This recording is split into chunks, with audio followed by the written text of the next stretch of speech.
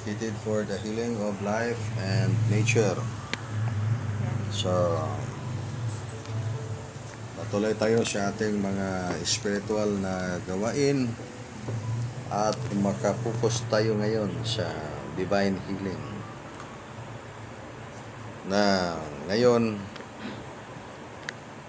na kinalimutan ng mga nakararaming mga tao ang kahalagahan ng spiritual.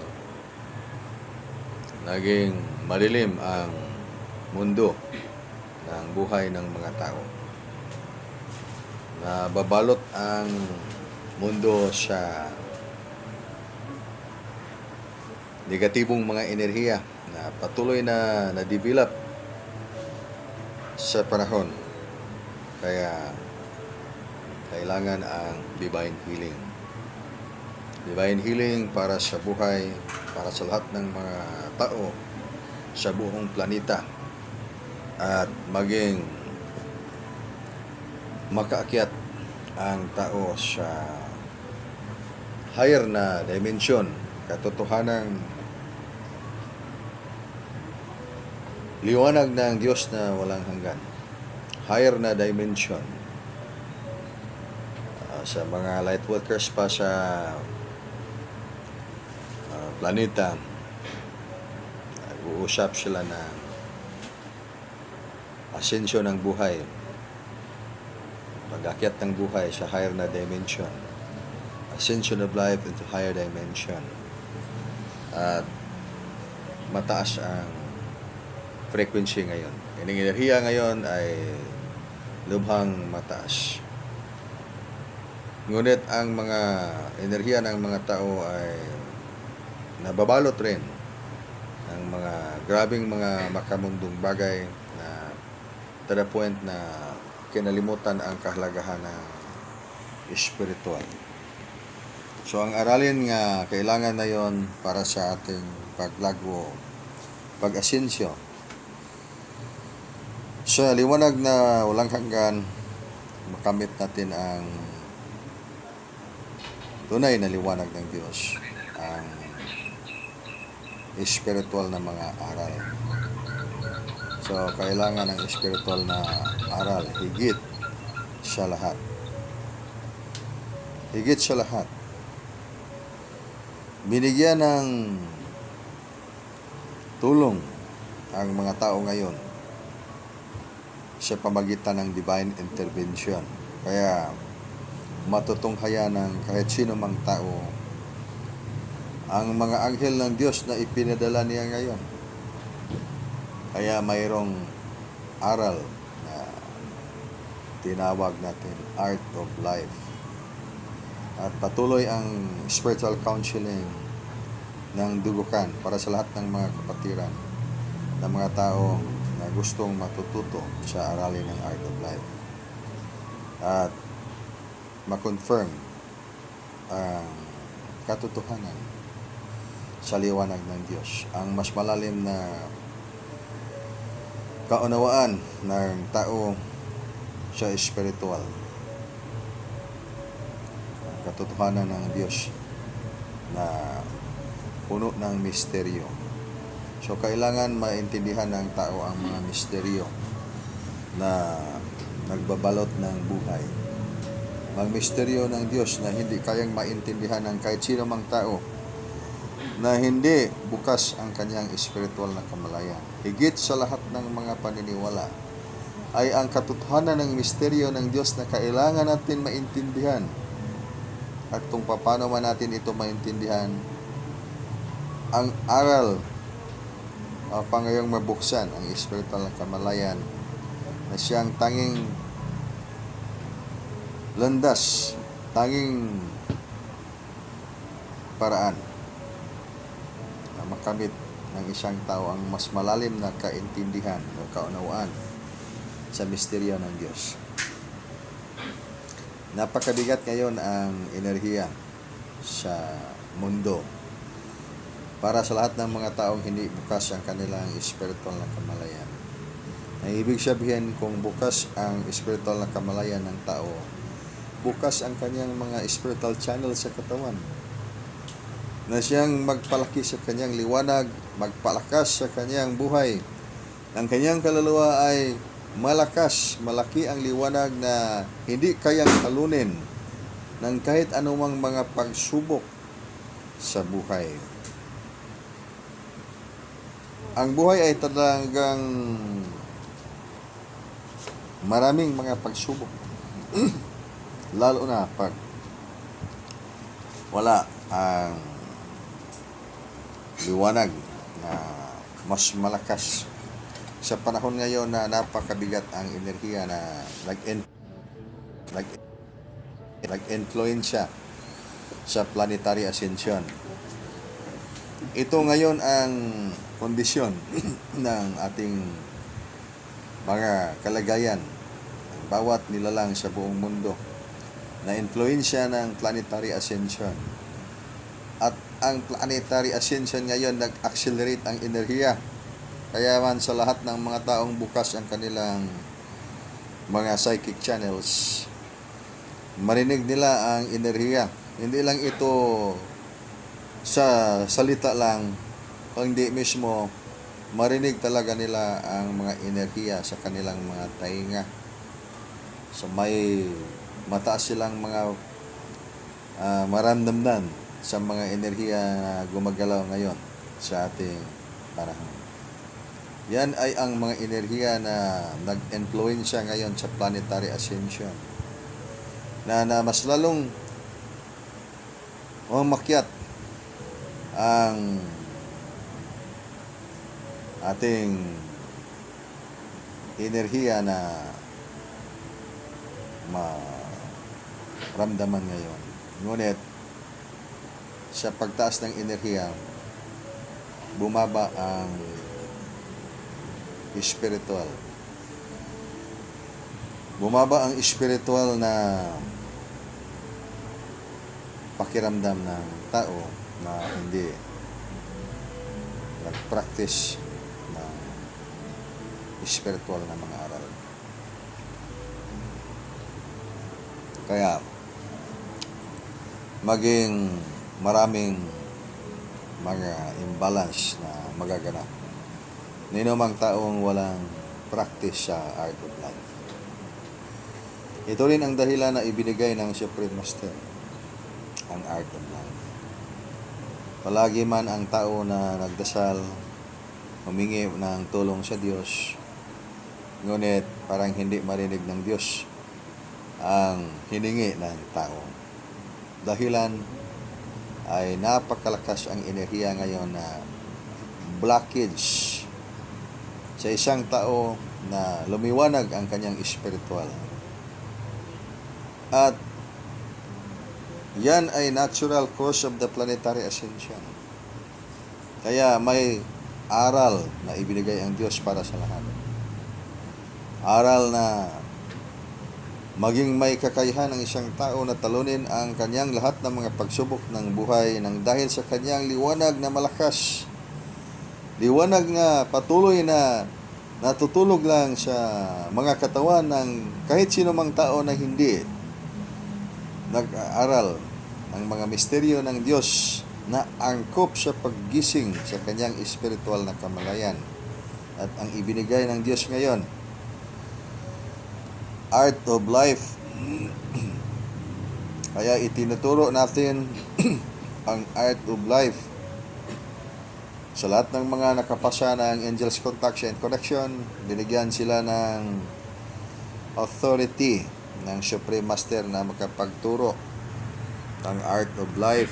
Kaya sinasabi ko sa mga kapatira natin at sa mga nakikinig nitong ating mga sinasabi ngayon na maging magtuturo kayo ng buhay. Ibig sabihin, you will become teacher of the art of life upang ituro ang mga aralin na angkop ngayon upang maintindihan ng tao ang mas malalim na misteryo ng Diyos. Higit sa kaalaman ay ang karunungan. Ang karunungan na kailangan ng bawat tao ngayon upang maintindihan niya kung ano ang kalagayan ng buhay natin ngayon when it comes to the situation of planetary ascension. Are you ascending life into higher dimension? Or descending your spiritual foundation? Ibig sabihin, instead of ascending, pag-akyat. Pag-ahon or pag-akyat. But descending is going down. Ibig sabihin, fading ang iyong spirituality to the point that you're just only walking your life in the path of belief. Ibig sabihin, sa punto na ikaw ay naglakbay dito sa landas ng iyong paniniwala. At alam natin, kahit sino mang tao, hindi ito mangyaring ating baguhin ang kahulugan ng ating paniniwala. Ang ating paniniwala ay pwedeng maging tama or pwedeng maging hindi rin. At sa ating paniniwala, kung talagang malapit tayo sa katotohanan, maging ang ating paniniwala ay maging tumpak. Na ibig sabihin, so sure, very sure, tamang-tama ang ating paniniwala. Ngunit may kautusan ang Diyos. At ano ang kautusan ng Diyos? So we'll go back to the lesson of all the lessons. So what is the first mother lesson na itinuturo ng dugukan para sa lahat ng ating mga kapatiran at sa lahat ng mga tao na makikinig sa mga aralin ngayon na ibinigay ng Supreme Master Art of Life, Angels, Contacts, and Connection? Okay, so I hope that wouldn't you forget, hindi niyo nakalimutan ang first mother lesson of all the lessons,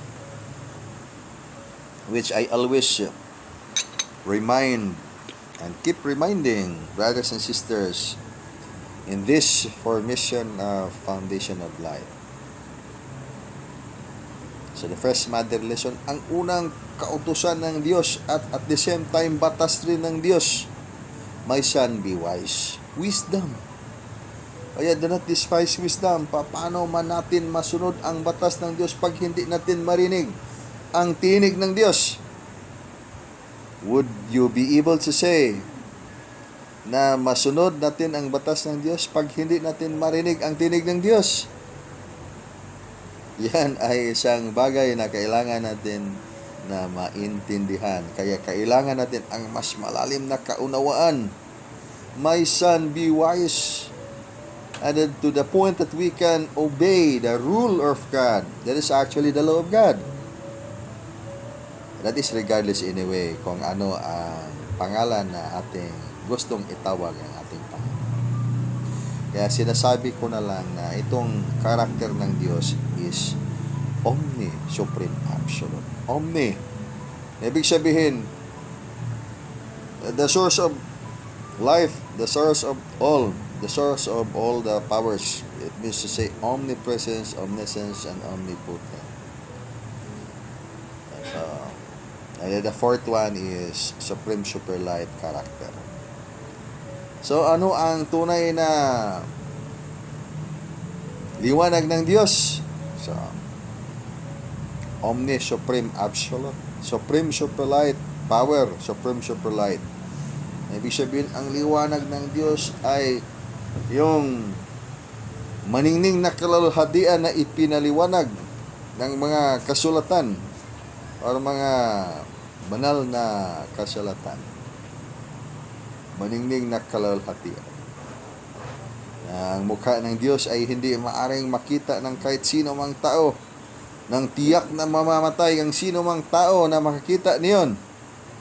Ang dahilan, ang liwanag ng Diyos ay supreme super light. So in Angels, Contacts, and Connection, pag mag-aral ang tao ng Art of Life, and then you will learn the universality of the lessons of the Supreme Absolute. Matutunan mo ang universality sa mga aralin ng Diyos. Ang Diyos ay walang diskriminasyon.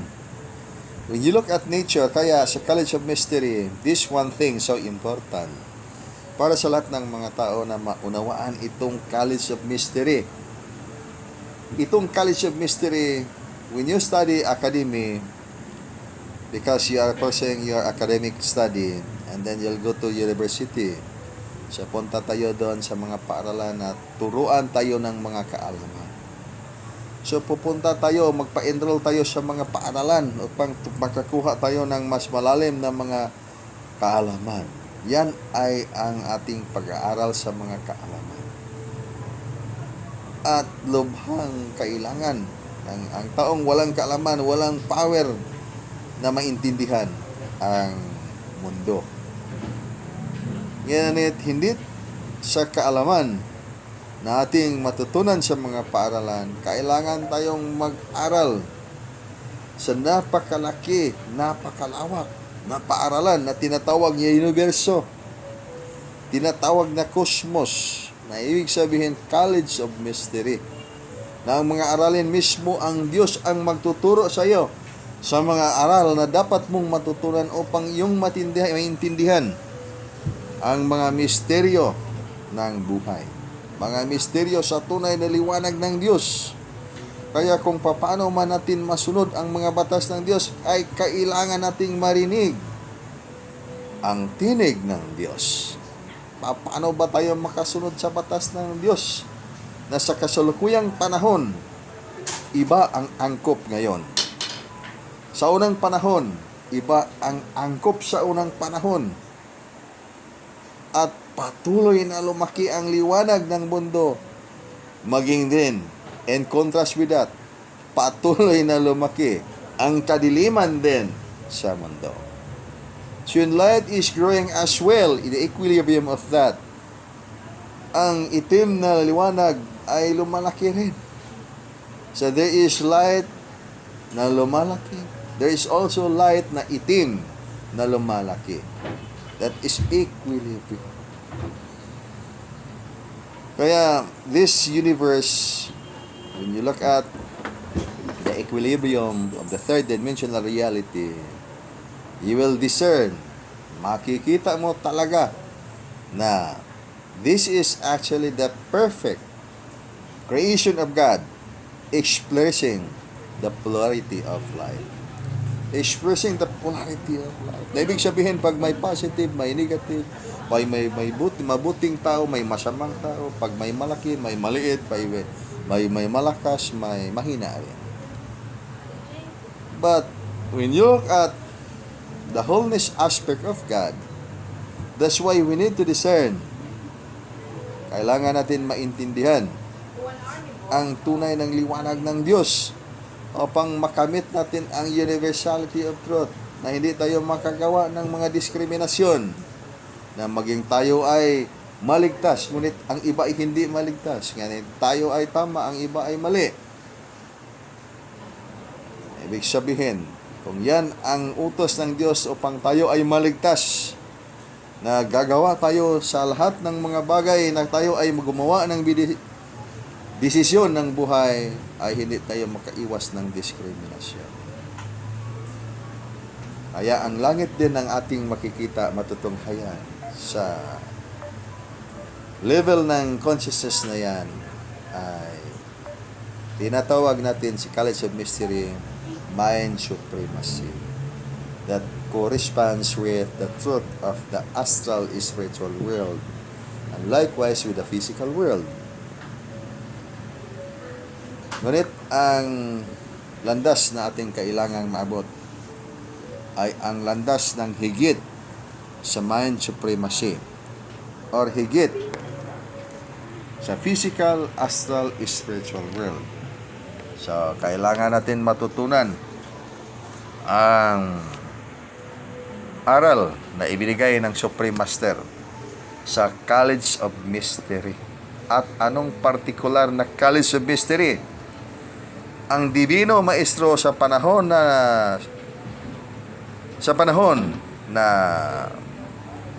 ang kanyang physical na katawan ay with the people, in the person of the great masters of the world, teaching the lesson of the mystery of the supreme omni-absolute. Itinuturo ang College of Mystery. At ang ibig sabihin ng College of Mystery, itong universo, itong cosmos mismo, at lampas ng cosmos.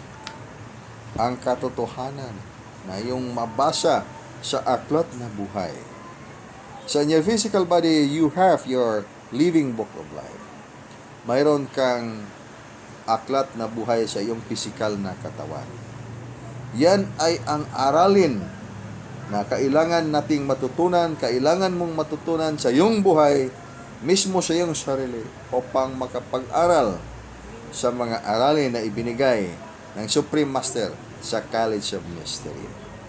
Kaya, hindi natin matutunghayan ang mga aralin ng College of Mystery sa mga universities na doon natin makukuha ang mga kaalaman. Ang karunungan ng Diyos ay iba. Matutunghayan ng isang tao kung siya ay mag-aral sa College of Mystery na kanyang matutunghayan sa universo ng cosmos o sa university ng cosmos. So this is the world of the world. Ibig sabihin, pasukin mo ang liwanag ng iyong kaluluwa. Pasukin mo ang liwanag ng iyong espiritu upang makita mo ang misteryo ng Diyos. So, kailangan ang spiritual discipline.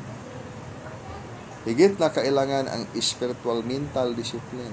Lalo na sa panahon ngayon na maraming mga nakalimot sa kahalagahan ng spiritual na mga karunungan.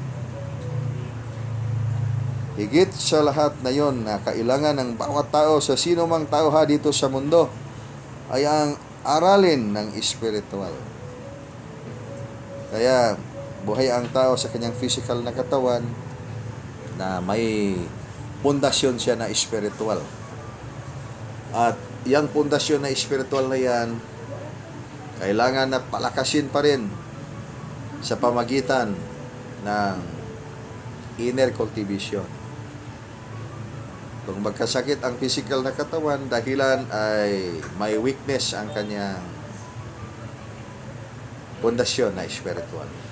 So, para mapagaling ang physical na katawan, kailangan na palakasin ang spiritual na pundasyon. Kaya kailangan ang divine support. Kailangan ang divine support ng Supreme Master. At upang makamit ang divine support ng Supreme Master, kailangan na sundin ang ganyang mga batas. So, ano ang mga batas ng Supreme Master ngayon na anghop sa panahon ngayon? So, ang mga batas ng Supreme Master ngayon, dadaan yan sa kalagdaan ng magandang kalusugan. Kaya sa Dugukan, itinuturo ng College of Mystery ng Dugukan ang 7 steps of the inner discovery. At at the same time, kailangan ating maintindihan na at present life evolution, you are 7 dimensions of the soul. So dimensions of the soul, the first dimension of the soul, when we begin at yung pinakamababa ang frequency, the physical body. Kaya pag mababa ang frequency ng iyong spiritual na kamalayan, so ang spiritual na katawan din ay mababa ang frequency. So ang physical na katawan magkasakit, experience ng energy imbalance. Sa panahon ng mga energy imbalance sa physical na katawan, so maraming mga sakit, mga hadlang, mga blockages sa buhay. So sa mga sakit ay napakalalim na yung mga blockages ng mga sakit-sakit. Maraming mga tao ngayon naghihirap sa sakit at naghahanap ng lunas sa sakit. Kaya, ano ang pinakamabisang gamot ngayon para sa lahat ng mga may sakit o karamdaman na hindi malunas ng material na mga gamot? So, ang divine healing ang sagot. Kaya, kailangan natin ngayon matutunan ang paraan ng divine healing. So, lahat ng mga tao na gustong mag-ascend o makyat ng buhay sa higher na dimension, kailangan matututo ng divine healing. Itong divine healing ay may sistema siya. Ang sistema ng divine healing na kayang bigyan lunas ang lahat ng mga aspeto ng 7 dimensions of the soul ng isang tao. So, lahat ng tao may 7 dimensions of the soul. So, pangalawang dimension ng kaluluwa. From the physical body is the energy body. Ito ay kailangan. Kaya nga ang pundasyon, pag mag-aral kayo ng energy healing, it could be Reiki healing or magnetic healing, pranic healing. So, you have to study the energy body of the physical. Pag mayroong maraming enerhiya ang physical na katawan, so malakas ang physical na katawan. Pag mayroong depletion or kulang ang enerhiya sa katawan, so manghihina din ang katawan. Pag may energy contamination ng negatibong enerhiya, so maging maluba din ang sakit sa katawan. Ay ano ang pinakamabisang gamot na kailangan ngayon na matutunan ng tao upang mapaghandaan ang mga mas malaki pang magaganap sa hinaharap. So, ang kailangan ngayon ay ang pag-aaral ng divine healing na release ng Supreme Master sa pamagitan ng College of Mystery ng mga aral na ibinigay ngayon sa practice ng angels contact and connection. So, the light dimension of the soul, that corresponds to the energy body of the soul. At pag hindi natin natutunan yan, kaya mag-rely lang tayo sa bawat nating mga gawin. Makarely lang lahat sa ating mga kaalaman. Wala tayong karunungan na ang kaluluwa ay, mismo ang kaluluwa ay magkaroon ng sakit. Hindi lang ang physical na katawan. Kaya when you study natural healing, which is the main focus of the study of Dogokan and the teaching of Dogokan, so, para magamot natin ang mga sakit na hindi kayang magamot ng material na mga gamot, kailangan natin tingnan ang sanhi ng mga sakit. We have to look for the root of the origin of the illness. Kaya hindi tayo nag-aaral ng mga sakit. Nag-aaral tayo kung paano ma-heal ang sakit. That's the reason why in the divine healing we are teaching and sharing with all the brothers and sisters who want to study the lesson of Dogokan. So, walang mga sakit na tinatawag na mga cancer, Alzheimer, o lahat na yung mga sakit na may mga pangalan ng mga medical names. So, only we have to circulate on the energy imbalance, negative energy contaminations, or poisoning the energy body of the physical. So, pag walang sakit, kaya hindi tayo nag-aaral ng sakit, ang ating pinag-aralan ay enerhiya. So, bakit man tayo matatakot sa mga sakit? Kahit pa yung sakit, sasabihin sa ating mga expert na mga examiner ng mga sakit, mga biyasa sa mga sakit. Yan ay walang pag-asa na yan. Kasi at stage 4, last stage na yan, na klaseng sakit. Kaya wala nang pag-asa. Ngunit sa divine healing, we are not really studying illness. We are studying energy. Na ibig sabihin, ang iyong pinag-aral ay karunungan ng Diyos. Ang iyong pinag-aralan ay ang karunungan ng Diyos, na hindi ka nag-aaral ng sakit, kundi nag-aaral ka ng buhay, hindi ang pagkamasa. Ibig sabihin, you have to learn to realize what's energy. And the foundation of your physical body is energy. The way you are going to ascend life into higher dimension is energy. Ano kalakas ang iyong enerhiya, kalaki ang iyong liwanag, na ibig sabihin, pag malaki ang liwanag, yan ay kalakasan mong tunay sa iyong spiritual.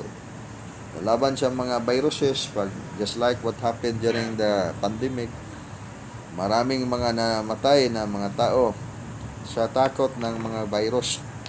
Hindi sila pinatay ng virus na mga microorganism, pinatay sila ng virus na takot ang pangalan.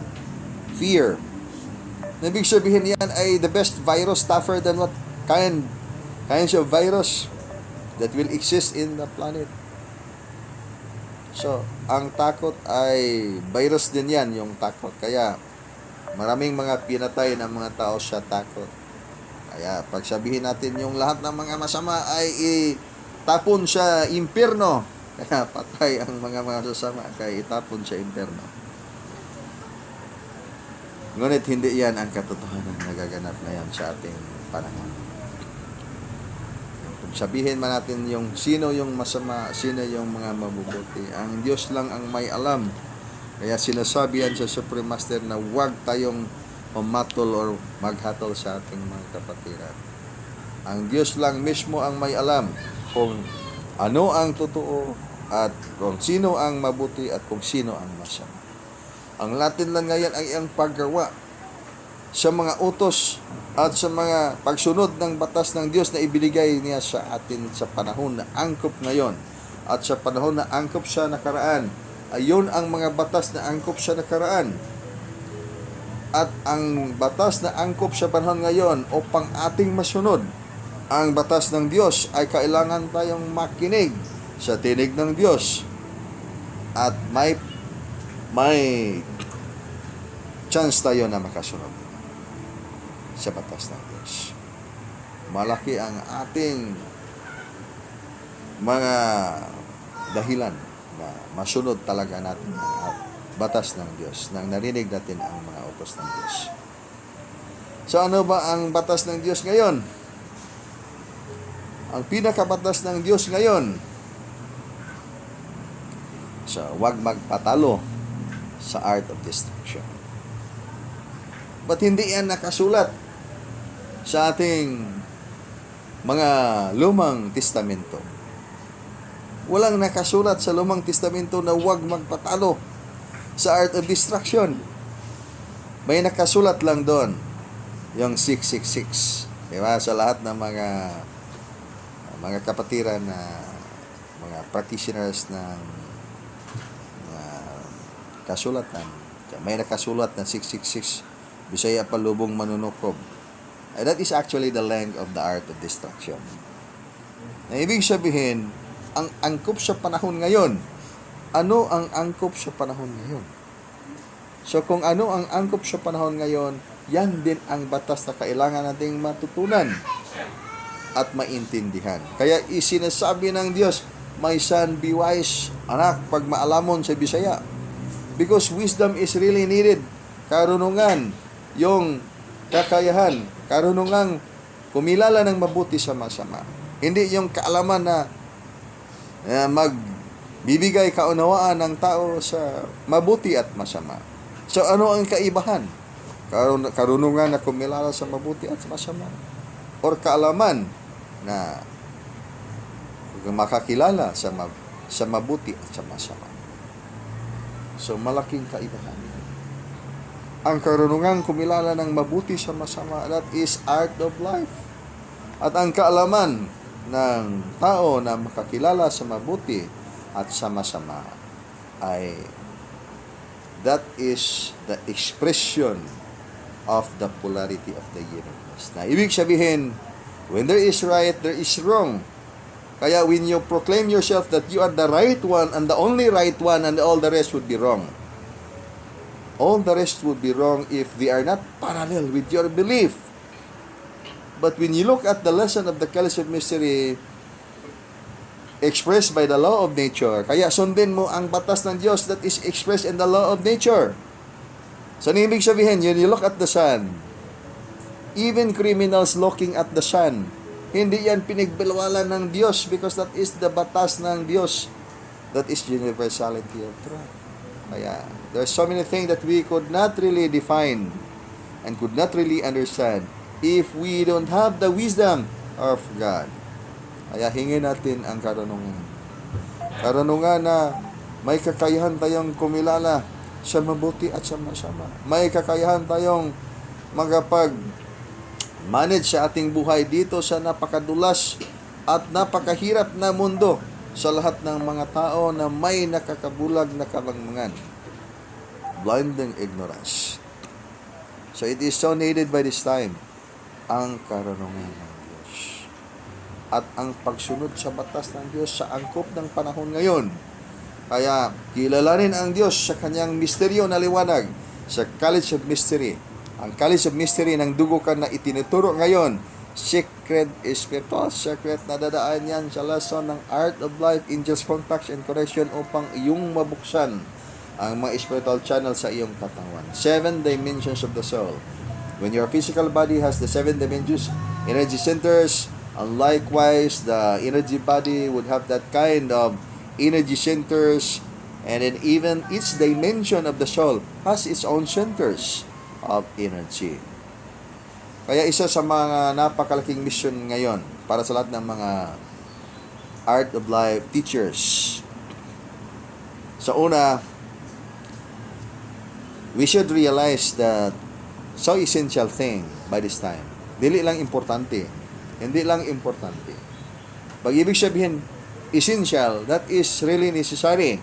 Hindi maaring wala. Pag wala yan, wala tayong magagawa. So that is the meaning of essential.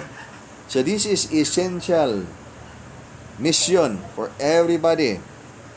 Teachers of the Art of Life. To succeed.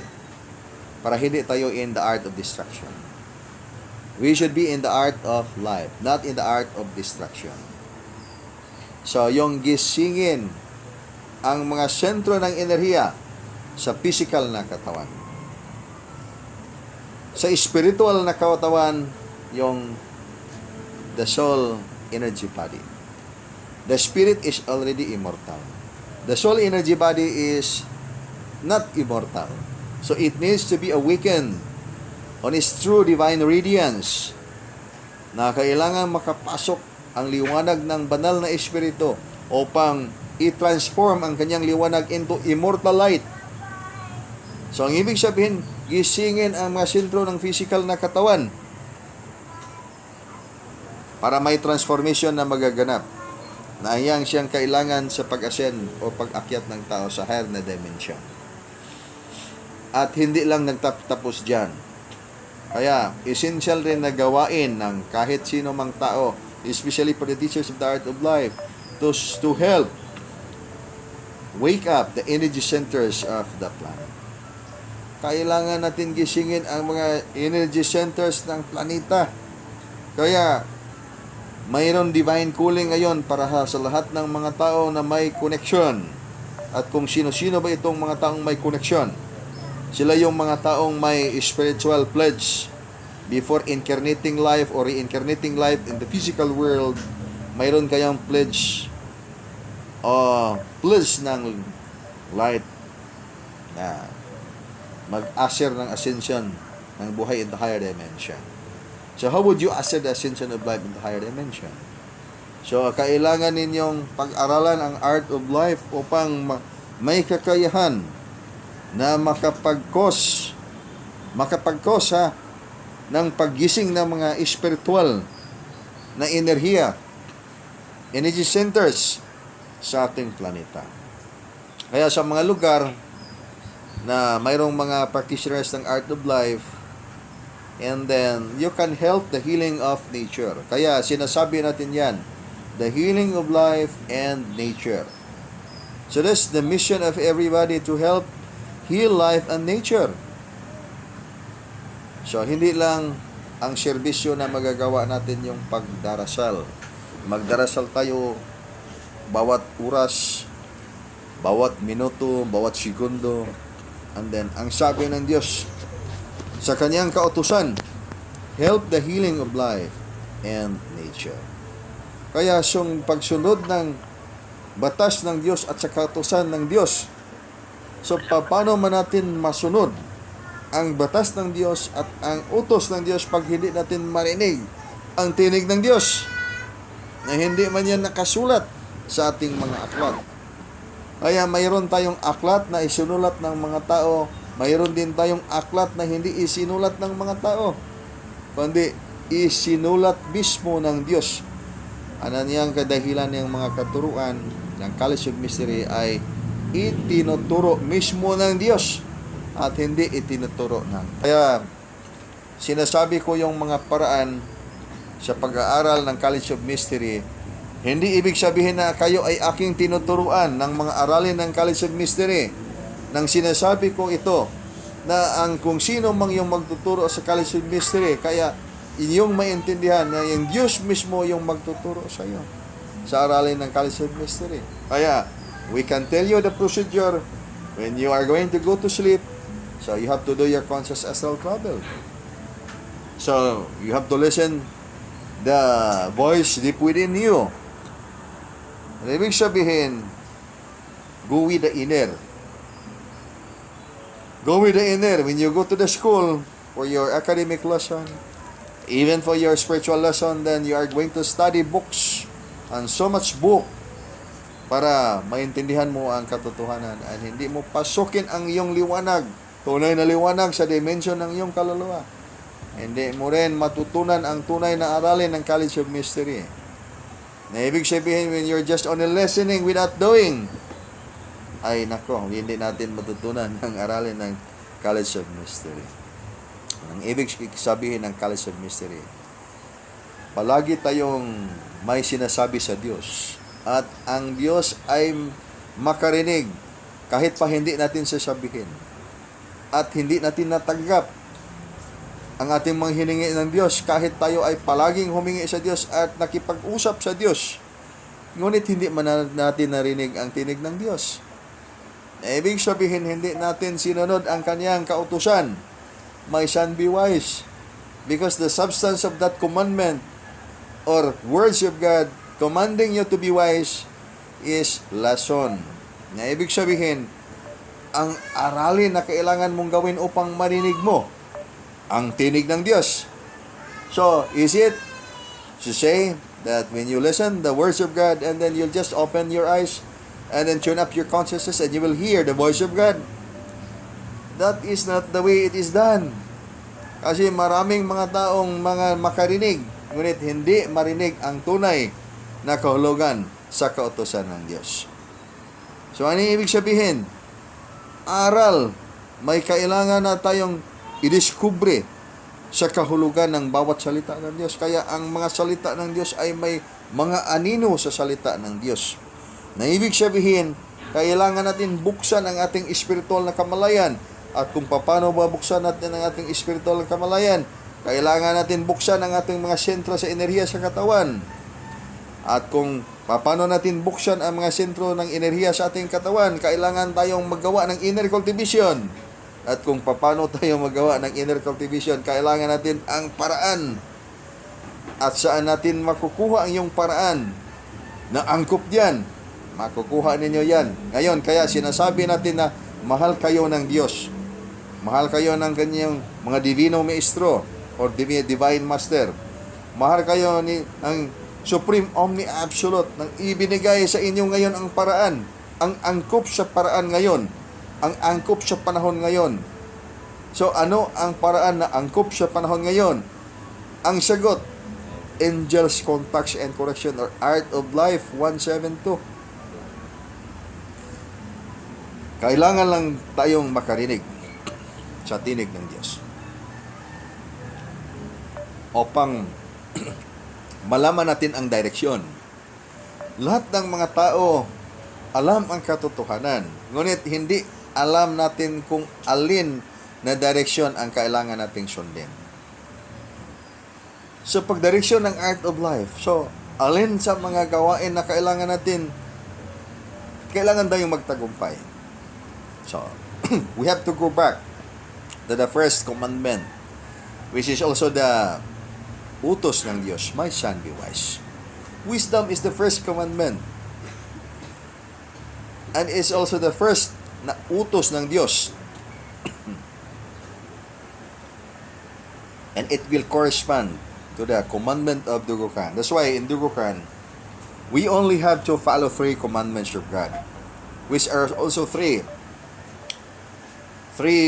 laws of God. And the first commandment is love God above all. The next commandment or law of God in the lesson of Dugo Khan is you have to activate wisdom. Because, ano ang dahilan?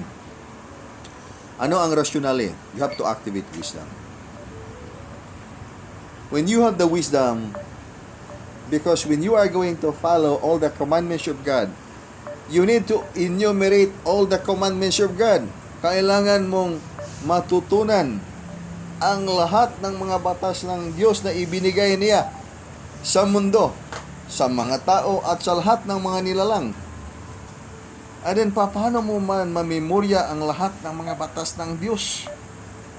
At paano mo maintindihan ang mga napakaraming mga batas ng Diyos? Sa bawat panahon, may mga batas ang Diyos na ibinigay sa kanyang mga tao. So, sa bawat panahon, may mga batas ang Diyos na ibinigay niya sa kanyang mga tao sa mundo. Sa bawat panahon. Ngayon, sa bagong panahon, ano ang batas na ibinigay ng Diyos sa panahon ngayon upang ang tao ay magtagumpay na umakyat sa kaharian, sa kanyang kaharian? Kaya, sa dugukan na aralin sa College of Mystery, the second commandment of God is activate wisdom. Kaya maging may karunungan ka sa pamagitan ng pagsunod ng mga aralin na itinuturo ng Supreme Master by the Spirit of Dugukan. And then, pangatlong batas ng Diyos, you have to dignify God. You have to dignify the Spirit of the Supreme Omni-Absolute. Na ibig sabihin, when you are going to dignify God, all the things that you are doing for the glory of the Supreme Absolute, not for the glory of the art of destruction. Kaya, may prinsipyo na kailangan natin na hindi natin kalimutan sa pag-aral natin sa mga lesson ng Dugukan. The first is spiritual awareness. Itong spiritual awareness ay lubhang kailangan upang makapag-dignify tayo sa Supreme Absolute. That is regardless of our belief. Kahit ano pa yung mga paniniwala natin, walang problema yan. We have different languages that would exclude the dialects in the entire world. Kaya, tamang-tama lang yan na yung may maraming mga pangalan ang Diyos na kanyang ibinigay sa mga tao. So, iba't ibang mga pangalan ng Diyos. Ngunit, isa lang ang Diyos sa langit na nagbibigay ng buhay sa lahat ng mga nilalang sa buong mundo. Baging ibig sabihin man natin napakaraming Diyos kasi napakaraming mga kasaysayan at mga pangalan ng Diyos. No problem with that because that is the reality of life, the reality of the light of the Supreme Absolute. Ang kailangan lang natin ngayon, matutunan natin kung paano tayo makasunod sa mga batas at mga utos ng Diyos. At ang sagot sa sinasabi ko na sa inyo, kailangan tayo mag-aral sa mga misteryo ng Diyos na makukuha natin sa College of Mystery, sa Secret Spiritual Secret na ituturo ngayon ng Dugukan. Mag-aral kayo ng Angels Contact and Connection or Art of Life 172 para maging malakas at laban sa lahat ng mga pagsubok ng buhay. Hindi kayo matatalo ng inyong naintindihan ang kahalagahan ng buhay ngayon sa buhay na may liwanag na totoong spiritual. Okay, so that's all for today and until the next time, and then continue your inner discovery. Continue your inner discovery in the revelation of Dugukan. Watch a divine revelation. The bridging of the divine radiance of the Supreme Master of Wisdom, Makadasar Supreme Superlight Angels, Omni Supreme Absolute. Wherever you are, kahit saan kayo magpunta, dalhin ninyo ang espiritu ng Dugukan at kayo ay maging may malalim na karunungan sa espiritual. Pagbalaan sa kinabuhi o sa kinaiyahan. Dim.